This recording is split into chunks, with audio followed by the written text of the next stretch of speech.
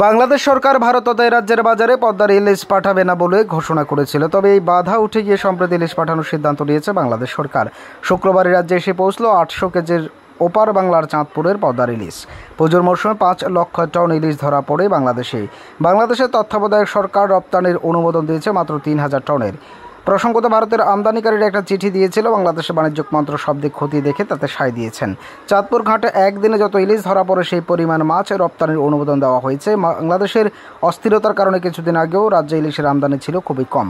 বেআইনিভাবে কিছু মাছ বাজারে আসছিল। শুক্রবার সরকারিভাবে ইলিশ আসায় বাজারে গিয়ে দেখা গেল চাহিদা রয়েছে ভালো, তবে দাম নাগালের বাইরে। 1 কেজি 100 গ্রাম বা তার একটু বেশি ওজনে ইলিশ বিক্রি হচ্ছে 1700 টাকা কিলো দরে, পাশাপাশি ছোটগুলি বিক্রি হচ্ছে 1200 টাকা কিলো দরে।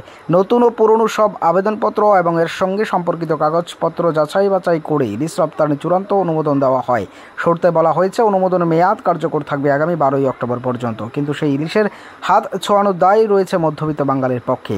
বাজারে চড়া দামে বিক্রি হচ্ছে বাংলাদেশের ইলিশ। শুক্রবার আসে পদ্মার রূপলি শস্য, আর শনিবার সকাল থেকে খুচরো মাছ বাজারে পাওয়া যাচ্ছে সেই ইলিশ।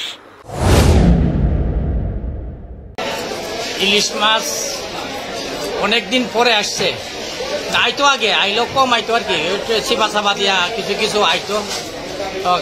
গতকালকে আপনার 800 কেজি মাছ আইছে আর কি, 800 কিলো। তো মাছ আইব, এতদিন মাছ আইছে না, কারণ হইল আপনার যে গন্ডগোলটা গেছে বাংলাদেশ, প্রচণ্ড গন্ডগোলের কারণে মাছ আসে নাই। আজকে গতকালকে 800 কেজি মাছ ঢুকছে, তো পূজা উপলক্ষে আরও মাছ আসবে।